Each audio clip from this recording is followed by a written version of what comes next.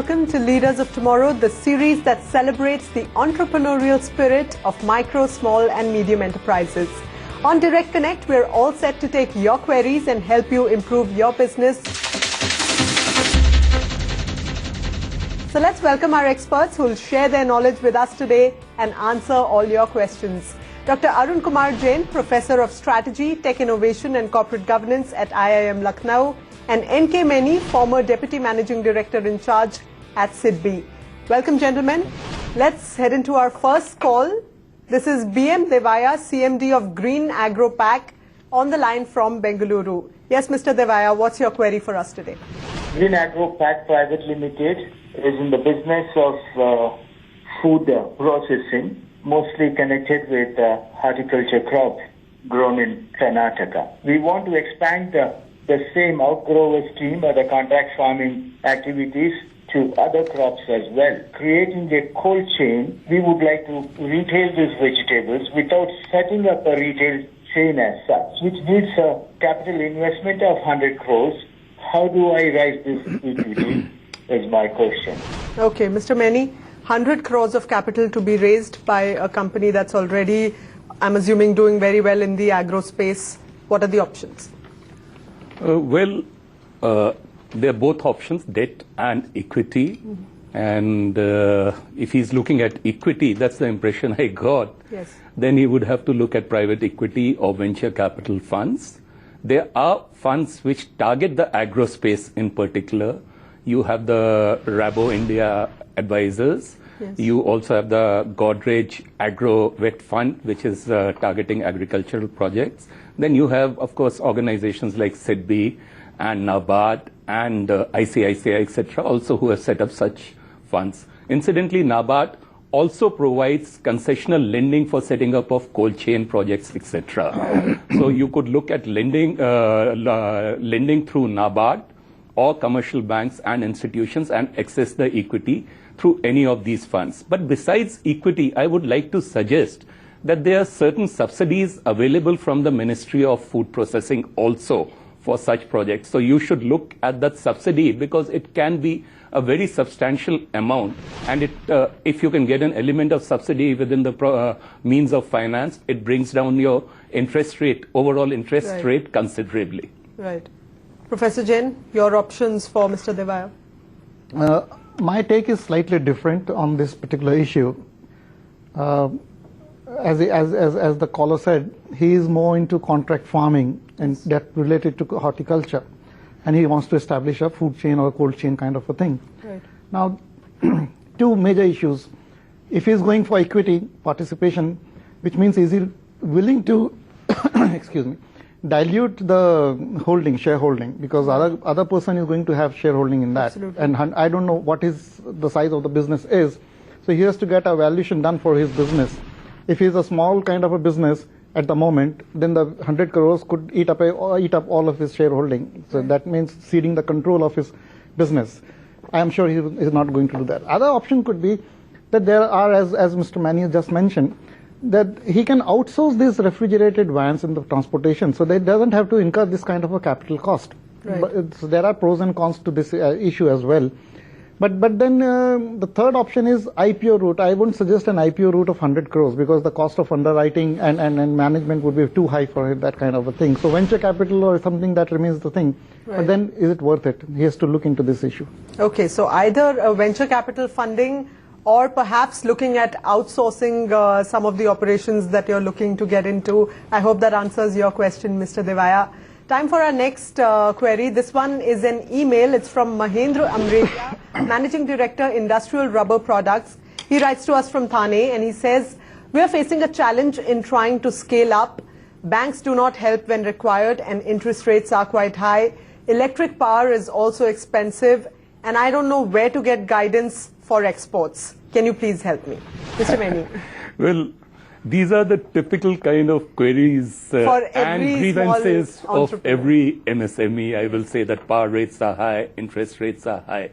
But these are given factors, and I think we have to learn to live with them and build our business model around whatever are the constraints, not constantly seek lowering of interest rates, lowering of electricity tariffs, etc. Incidentally, interest rates are coming down in the country also.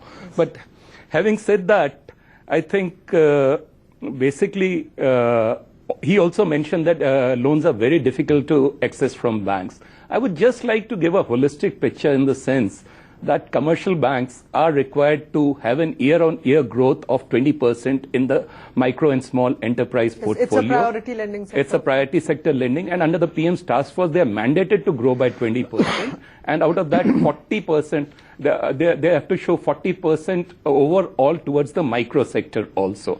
And over the last 5 or 6 years, the banks have constantly exceeded this target. So definitely there's a lot of money flowing to the MSME sector through the commercial banks. Right. I think if we are a well-performing unit, we have a good track record, we have undergone a rating through one of the accredited rating agencies.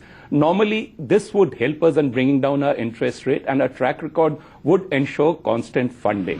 However, the fact remains that there's a lot of information asymmetry in the sector, which is probably what comes in the banks lending much more freely, perhaps, if I could use that word. Right. Okay. Thanks, Mr. Many. Mr. Jain, what would you like to say? See, he is into a kind of a rubber business. My guess is that he's mostly into B2B kind of thing. Yes. And I'm not sure which vertical, whether he's into automotive sector or some other thing. So one thing is that if his business model is good, then he should look for some advances from his buyers. That's one option. The other option is, again, it is an industry-wise phenomenon. Right. The high cost, whatever he has mentioned. The only solution for any Indian company, not only his company, is that what kind of innovations can you bring about in his operations. Right. So whether it's in the working capital operations, whether inventory management, or electricity cost of electricity management, he has to bring in innovation if he's wanting his products to be exported. That's as simple as that. Okay. Yeah. All right. So innovation should be your big mantra to scale up. Next up, we have KD Patel joining us from the phone line from Vadodara. He's the CMD of Cadillac Chemicals. Yes, Mr. Patel, what's your question? We as SMEs have a lot of problems facing recruitment and retention of employees. Most of the employees, what they do, when they approach us, they are freshers. Now, then they gain experience and then they move to MNCs. And MNCs also have the same habit or the same trend that instead of picking up freshers and training them themselves, they do headhunting from SMEs. They take on people with 1 or 1.5 years experience, and then they just take them. So what, as an SME, what should we do to retain our employees or our strength? All right. Professor Jain, the poaching problem exists across industries, but for a micro enterprise, it is very difficult to attract talent in the first place and then train them, and then you lose them out to MNCs. What can companies like theirs do? See, it is the law of the nature. So it's not exclusively related to MSMEs. It is true for everyone. We used to say in the IITs that the person who gets admitted to IIT, the body comes today, he comes physically today, and his soul migrates to USA at the same time, and the body follows 4 years later. So this is a problem. Now coming back to his very specific query. So, I'm glad he also didn't mention that his poaching is done by competitor MSMEs. Yes. So if they are going to MNCs, he should be very happy that he's kind of a nursery for those people. It's a chemical company, so I'm assuming that they are spending a fair amount of time in training their employees. Now there are ways and means how it can be done. This is a genuine problem. More seriously, it's a genuine problem for small businesses. Now there are two kinds of skilled labor, if I may put it this way. One is very mobile, and mobility is the order of the day. We are in the era of mobility, and which is the second category is a little less mobile, for family reasons or for personal reasons. They are not so mobile for whatever. Right. So he should have a mix of the two, little less mobile people and a more mobile people, and then he should. That's one of the ways to manage that part. He has to live with this. It's the law of the nature. Live with the problem. That's the law of the nature, says Professor Jain, and get an optimum mix of all kinds of employees within your organization. I hope that helps you, Mr. Patel. Next up is Dhwani Mehta of Opportune Technologies. He's on the phone line from Mumbai. Hi Dhwani, what's your question? My question is, how do I get access to cheaper and long-term loans for business? And is there a mentorship and hand-holding programs for SME startups and entrepreneurs to help them sustain business and growth? Okay. Mr. Maini? Okay. Again, I think the question is how do we get cheap loans and long-term loans? Okay. As far as the interest rates are concerned, they have been deregulated by the Reserve Bank of India, and each bank has its own policy in regard to the interest rates. But the interest rates are definitely coming down in the country today, and banks are looking at lending to the MSME segment also in a big way. Now, how do you get cheaper loans? If you are in the export segment particularly, you have a natural hedge against currency fluctuation. So you can look at foreign currency term loans, which are definitely cheaper than the rupee loans. Right. If you are in the domestic market, I think you will have to live with the current interest rates.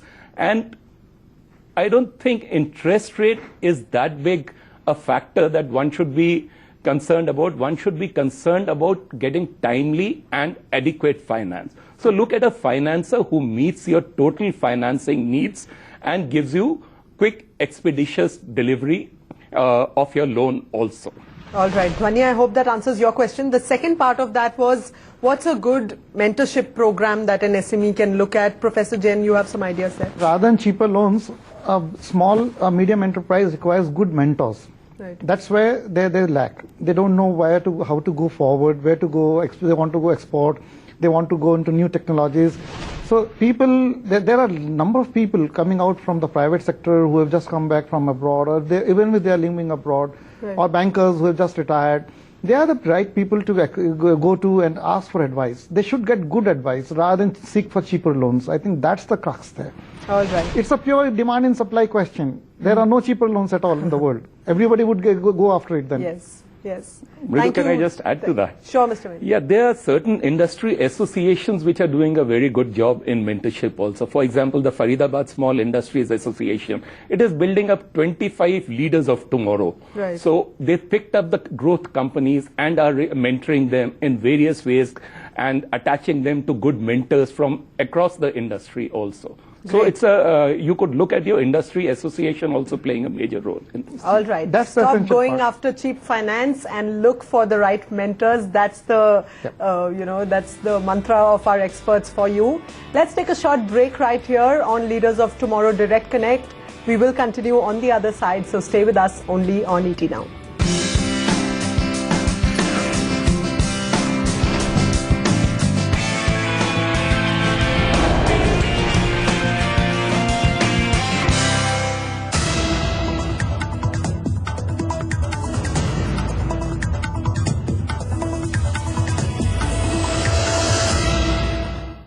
Introducing SBI Asset Backed Loan, a loan against mortgage or property with simple and quick processing facility, best interest rates, and easy repayment options. SMS SBI ABL to 567676. भाई साहब, चलिए अपने दिल पे हाथ रख के कहिए कि आप अपनी इन्वेस्टमेंट से खुश हैं। क्यों? क्या हुआ? बार बार सिर्फ एफडीज में इन्वेस्ट करने से थोड़ी ना फायदा होगा। अरे आज के जमाने में इन्फ्लेशन के बाद एफडी रिटर्न से हाथ में क्या बचता है? सॉल्यूशन बताएंगे? अरे निफ्टी ईटीएफ। निफ्टी ईटीएफ करता है इंडिया की 50 टॉप कंपनियों में निवेश बिना चर्न।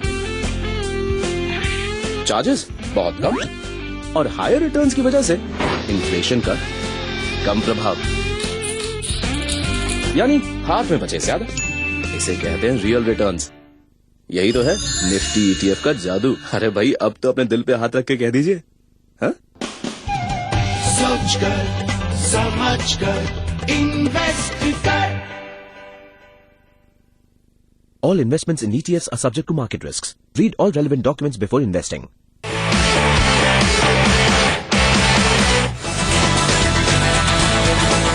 T1 जब हुआ था तो हमारी सोच चल रही थी, दिमाग में सोच रहे थे। अब ये दूसरा हुआ था तो उसमें हमने देख लिया था कि हाँ भाई हमारा भी नंबर आना चाहिए, हम भी रेस करेंगे। आज से पहले हम कभी ट्रैक पे गाड़ी नहीं चलाई थी हमने, और इतनी स्पीड से कभी नहीं चलाई थी रोड पे या ट्रैक पे, कभी चलाई नहीं थी। जब हम उस ट्रैक पे इतनी स्पीड से गाड़ी चला सकते हैं तो बुद्ध ट्रैक तो उससे बहुत ही अच्छा होगा। देखा नहीं है वैसे, सुना है लोगों से, बहुत अच्छा होगा। तो उस पर तो हम डेफिनेट वहाँ से 100 की स्पीड ज़्यादा चला सकते हैं।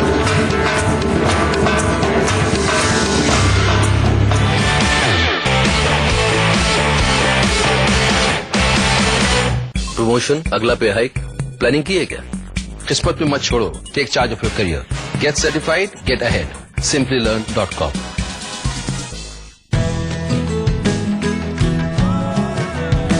आम की मिठास अब और भी खास, sip India sip, mango sip. It's a long chain, and every generation is a link. You, your children, and your parents. They were there before you, and they will be there after you too, for generations to come.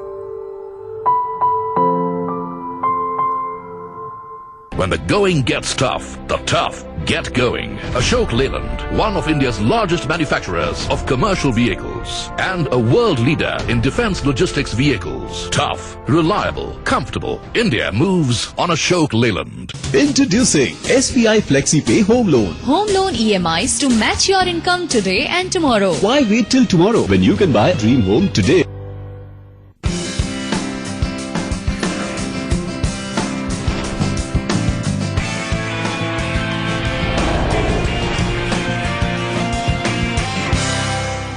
Welcome back to Leaders of Tomorrow Direct Connect. It's that day of the week when we're here to solve all your queries with our experts.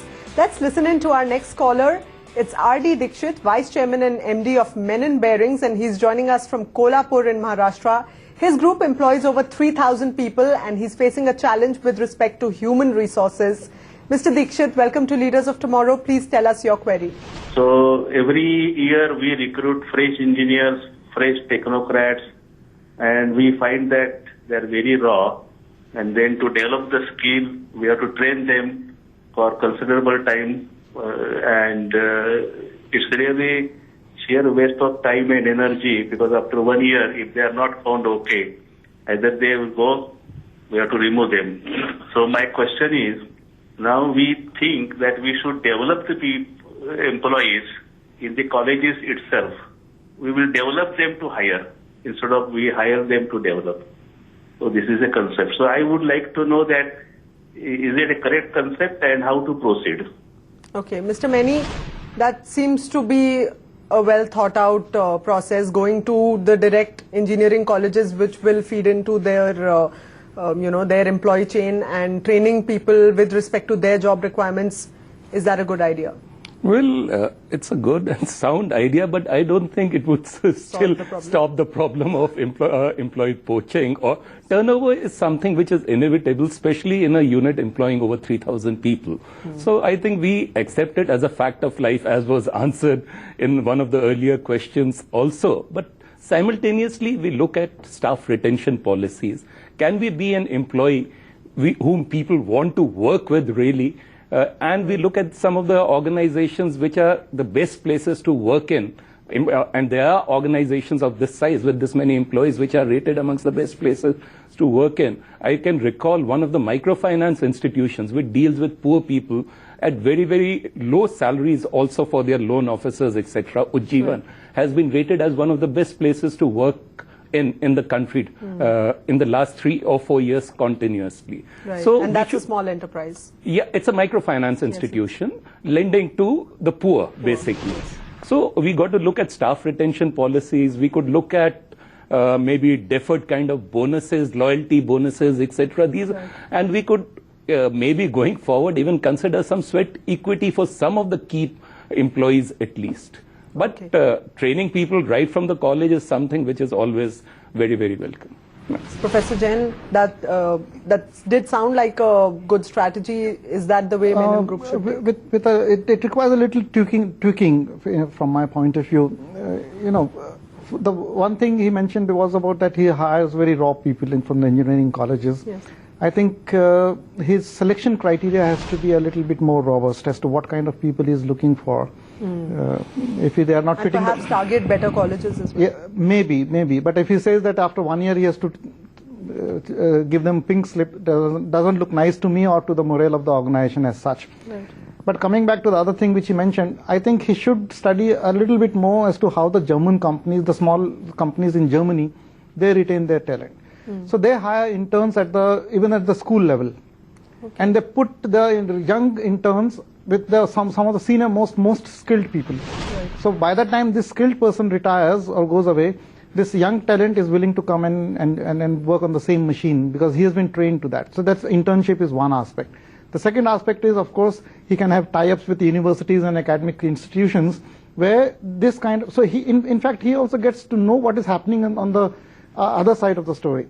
Right. So, so he has to bolster his interaction at the academic and the university level rather than just be at the sourcing level. All right, Mr. Dixit, I hope that helps you. Next, I have an email from Arun Prakash, CEO of Genetics Biotech Asia. He writes, we are a biotech MSME. What benefits can we get under the Make in India initiative? And how will the CRISIL rating of SME1 help us with respect to finance and in bidding for government tenders?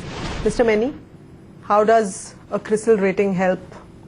To start with, I think biotechnology is one of the very interesting spaces to be in, and you are in this industry in very, very exciting times. In fact, India is the third largest biotechnology industry in the Asia-Pacific region also. Right. Now, starting with the CRISIL rating, okay, the CRISIL or any rating through any rating agency basically is a sort of a credibility check on your organization, and it helps you to access funds at more competitive rates. That's the major benefit you would get through a rating, and simultaneously a rating tells you which are your weak areas and how to strengthen them and improve your rating also. Right. The other part of his question is what are the benefits I think a biotech unit can get. Especially with respect to bidding for government tenders, does it help?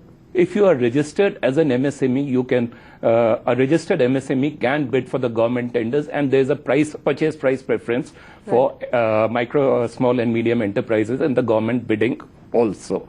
Okay. Also, the Department of Biotechnology, Government of India, supports innovative startups by funding them in this field also. Right. And highly innovative growth companies also get viability gap funding through the Department of Biotechnology. All right. So exciting space that you're in. I hope that answers your question. Next up, we have a Twitter query from Yash Ghelani, founder of Monkey Bridge Studios. He has tweeted to us asking, what's more important in today's startup era, a good concept or a good business model? Professor Jain, what's more important? It's not a question of either or. Both. It's not even both. You cannot have a good business model unless you have a good concept. As simple as that. Right. So that should take care of his question. But let me reframe this issue, and we discussed in another earlier issues as well. You may have a business model, fine, but it requires execution. It requires some kind of a passion. It requires some kind of a capabilities, to network with people. There are a host of other things which are required. So just not a concept or a business model. You have to take it forward, make the venture business-wise profitable. Right. So all of that has to be presented to the venture capitalist or to the bankers or the financiers or to himself in order to convince yourself and the others as to whether it's viable, scalable, and profitable. Right. I think so. This is not a question of either or. Either or. It starts with the concept and then go on and get your business model in place. I hope that helps you. Time for our next caller today. Suresh Bharwani, Chairman and Managing Director of Jet King Infotrain, joins us from Mumbai. We are an education company. We train people in computer, hardware and networking. We have 70 centers across India. My question is, what is more important, culture or strategy? And how to develop culture? Please tell me 3 ways. Okay. Put on your thinking caps, and experts, please tell us 3 ways in how a small enterprise can really build good culture within itself. Mr. Meni? Okay. Well, firstly, I don't think both are mutually exclusive. And as Professor Jain had said in the earlier question, it's not either or. Culture is a set of shared beliefs, values, and norms which an organization would normally, set up and try to induce right in the beginning of setting up of that organization. And strategy basically would be in terms of what are the businesses you are going to be in, how you are going to deliver on those businesses, what is the value proposition you're going to offer to your customer through those businesses. Right. But both cannot be divorced. And so the first phase in setting up the culture is when the organization is starting. It has to clearly initiate what